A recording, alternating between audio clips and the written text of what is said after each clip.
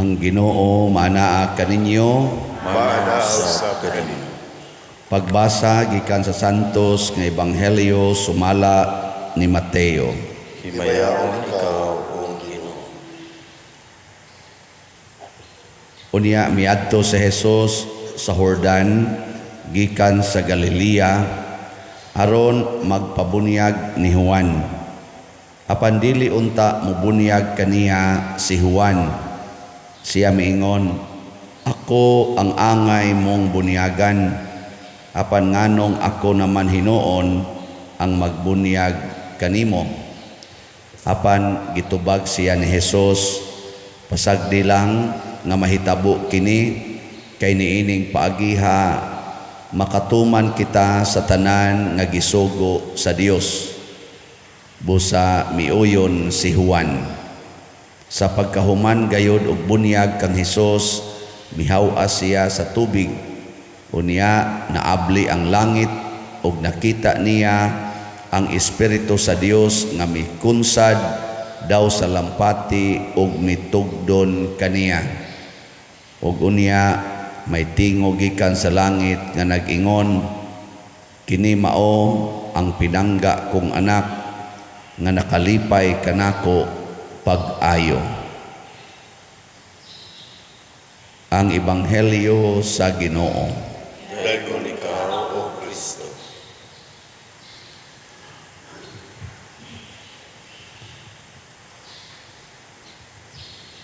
Sa atong unang pagbasa, gibutang dinhi nga ang anak sa Dios, ang pinili sa Dios, iyang gikahimutan kay iya mang ipatunhay ang hustisya. Nya unsa may hustisya nga ang mga buta makakita, ang mga nabilanggo sa mangitngit nga bilangguan buhian. Kini usa ni siya ka pasumbingay.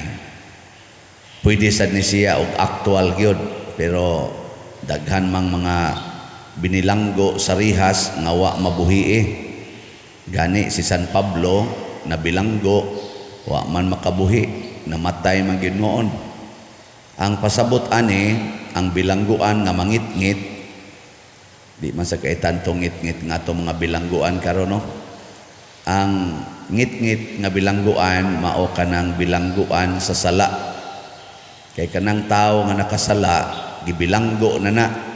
Nya ngit-ngit tungod kay ang sala mao may mutap-tap sa atong mata sa pagtuo. Muna buhian as Ginoo. Nya sa atong practice nagisugdan ni Kristo sa iya gyung kaugalingong kinabuhi dinhis kalibutan, mao kining bunyag. Ang bunyag mao'y mutangtang sa tanang sala. Mao ginay first nga mahitabo. Mao nang gitawag ng bunyag og yawi nga sakramento. Niyamta dinhi stained glass 7 sacraments. Ang bunyag mao ginay number 1. Na dire number 1 ang bunyag. 1, 2, 3, 4, 5, 6, 7.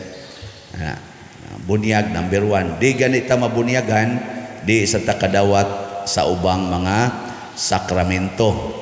Mo nang magpakasal dinhi usahay, bunyagan, ang uban konpirmahan, nya kaslon. 3 in 1 ang sakramento. Nya di na sila pakumpisalon. Ngano man kay inig humagbunyag, wag tang ginatanang sala.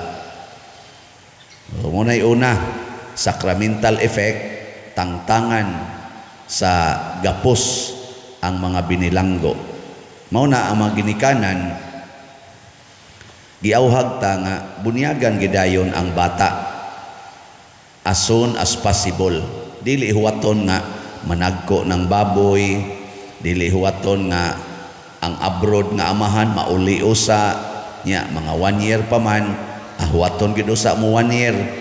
Ayaw imong dali-dalion gyud pagtangtang ang gapos ug naday kay anak di ay nga gigapos. Gigapos ba? Unsa imong buhaton igakita nimo? Ha? Tangtangan, hindi ka maingon, sunod tuig na lang kay, Kanang sala original sin mao man ay naggapos, mao man ay unang gapos ang original sin. Gigapos man ang atong kinabuhi. Tangtangi dayon ang gapos, tangtanga dayon ang gapos.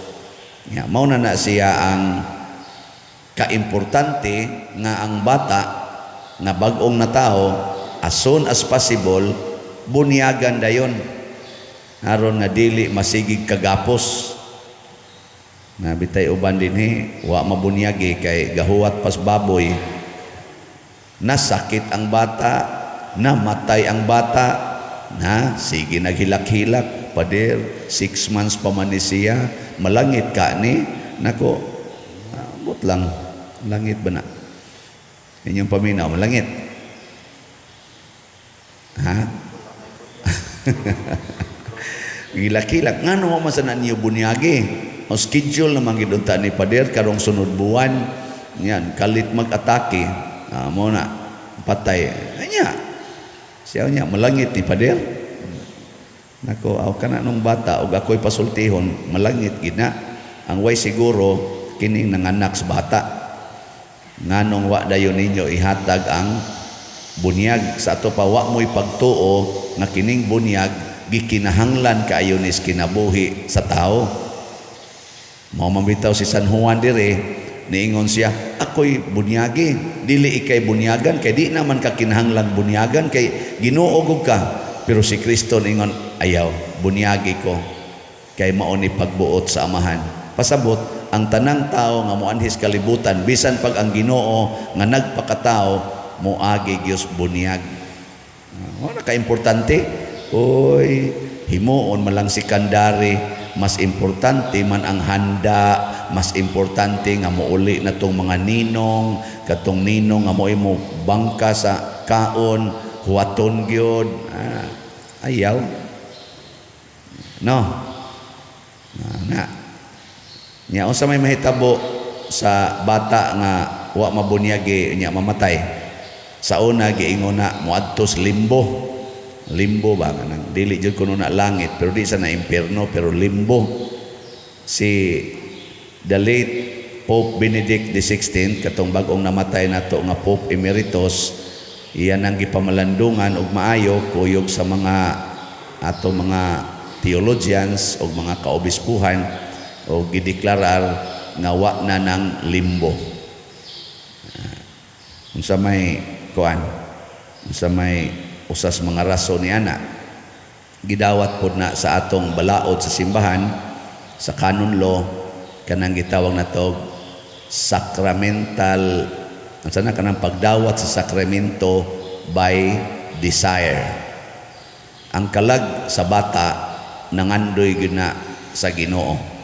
Ang kalag bas bata pagkataos bata na namnay kalag nangandoy gyud na siya plus pagyod ang ginikanan nga nangandoy nga mabunyagan ang bata nang magplano na ka ba nya namatay man o pa man moabot gitawag na siya baptism by desire. Padarsa na nimo mangumpisal ka rog padersiano simba kurog sayo nabangga mang habal-habal nga imong gisakyan na crash man napantok imong os bato wa ka kuan dinhi wa ka kalahos namatay ka nya daghan kay kagsa unsa man mapasaylo wa man ka mahilugi ditsom kag kamatay gitawag yapon na siya confession by desire. Nya gapuyo-puyo mo gabuhi pa mamog baboy nya gaplano na mong magpakasal karong mass wedding karong February sa to brad February 11 karong sunod buwan February 11 ana na register na mo diha na kuha na ba mo 15 na ba mo katuiga puyo-puyo so ubay-ubay na gid mong sa oy pagka February 5 giatake man ka nana di patay unsa man maimpierno o malangit gitawag gihapon na siya og wedding by desire. Ang Ginoo na anay mohatag tungod kay ang kasing-kasing may tan-ahon. Pero ang nindot yun, ayaw unya-unya inig desire, buhat na yun. Ayaw dayo unya-unya kay basig duna unya musod nga laing dakong sala nga dili na hinuon masagang.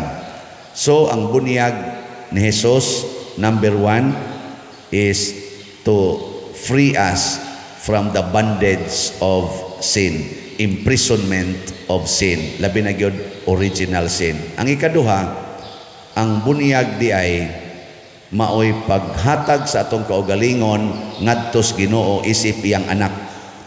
Obedience ba? Ang anak nga buutan nga makapalipay sa amahan kana gyung anak nga dili magsupak-supak. Kamo mga binunyaga na mo o di pa? Okay, pangutan ako na imong tupad na di ka magsupak-supak sa atong amahan. Oy, mao na. So si Jesus di gyud musupak. Sige ra gyud siyang dawat. Unsay kabubutos amahan? Hangtod gutong nihangyo siya nga niingon siya, amahan ko kay bawo man jud kong makakuha kaning tanan. Ayaw lang ni idayo ning akong kasakit. Pero dili ang akong pagbuot kung dili ang imo mo'y matuman. Gilahos man gyud Ginoo ang sakiton siya. Sunod lang. Kita mga masinupakon kayo, no? Hasta gani gyud ang kabubuton man ginas Ginoo nga ang buhok mo puti. Supakon pag yun, kuluran pag yun. Ano bang hangtod diha dapita ba? Kuang kita, di kita kadawat. Kabubuton man ginas Ginoo nga matiguang, ipamakak pag yun. Di pag yun gusto nga nganlag tiguang bisag galisod nagnaog sa hagdanan. Ano bang nganong supakon pa man gina nimo? Nagminyo na gina, imo ginang kabubuton nga magminyo ka, wa gyud ka pugsa gani inig kasal diri ingnon ni anhi bakas imong kabubuton nya buwagan pag yun. Imo na ginang kabubuton, buwagan pag yun. Sinupakon kita ba? Mo na ihunong na nato ha. Ang hustisya di ay kalibutan mao ang pagtuman sa kabubuton sa Dios. Nya kun atong tumanon ang kabubuton sa amahan bisag medyo sakit, bisan paganig makabatay pa na nato sa atong lawas, makaayo gid na sa atong kalag. Ug mauna na ang giingon diri sa atong ikaduhang pagbasa ni ang kaning buhat sa mga apostoles nga makapahiusa na gyud sa tanan kay way pinalabi ang Ginoo. Kana bang makahatag gyud nagkahiusa ang pagtuman sa kabubutos Ginoo. Unsa ra may buhaton? Matod pa diri ang mahadlokon sa Ginoo ug nagbuhat sa matarong dawaton Dios Ginoo sa way pagsapayan. Nguna kita mga binunyagan, kita gid untay mouna og hatag og timaan nga kita mutuman Dios kabubutos Ginoo. Pareha gud aning ako gisugo ko sa Ginoo nga pagpari gusto ta ko magminyo. Nagpari ko. Karon nga pari nako, gisugo na sa ko sa Ginoo pamaligyag slat. Uwaw biya ka istanan. Tulo na gurod ka tuig hapit sigong pamaligya aning slat. Naw nako mura nig na slat na ni akong naw. Kada ko magpa-picture na ko diri mo diretso na lang nagingon, pader nakapalit na mig slat pa-picture minimo. Kana bang mura baghimo na lang kondisyon ba nya go pagani ka o pag luya lagi na akong naw. Onya kanang o pagani ka pa-picture o pakapalit og slat, moingon dai di humag-picture, pader asa man ta palit og slat. Mura bag ang akong naong inig picture slat, kada kidlap slat. Pero kay kabubuton manis Ginoo, masa din ako tuyo tumanon. Og mamatay ko aning sige pamaligyag slat. Na mga uban namatay lang sige pamaligyas lawas kana mga prostitute o kana mga callboy. Kani pa bang ako nga tinarong gini? Mo na do na natay halin. Atong dopes gahapon niabot nag 16,827 atong halin. Pakpak. 38,173 pa ang available.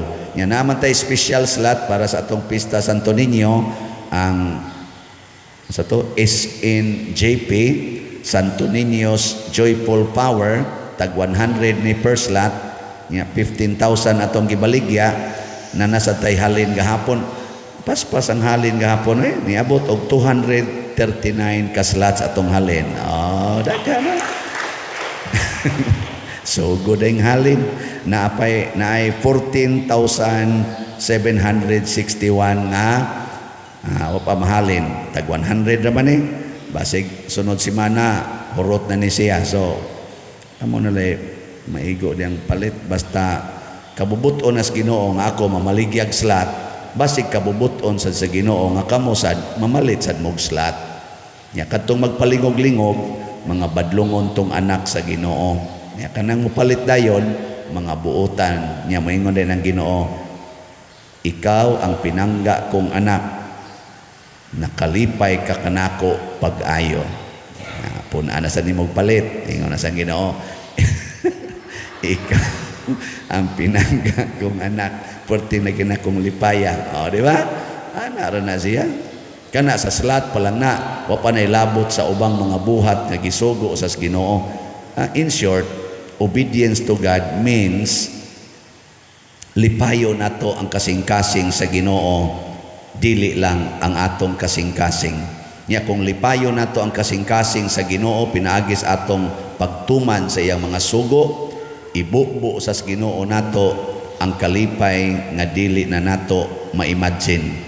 Muna ang mga santos kanunay malipayon dinhis kalibutan og didto sa langit. Wa na gitoy katapusan. Maunay epekto sa tinuod nga pagpabunyag.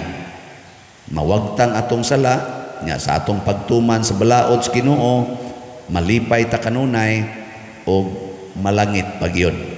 Hinaot paunta kitang mga binunyagan dili ta maimperno. Gikatapusang lingi sa imong tupad. Ingna siya na sugod karon lipayo na nato ang Ginoo ha. Ingna.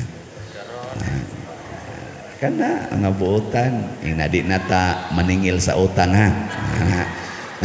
Niya din ata mo sigig pangural anang agianan ha. Ana no? Din ata mag sigig parking anang mga karsada ato na nang idaplin ato mga sakyanan. Mga hustisya man na siya nga makatabang kaayo sa pagsantos atong kaugalingon. Manindog na ta.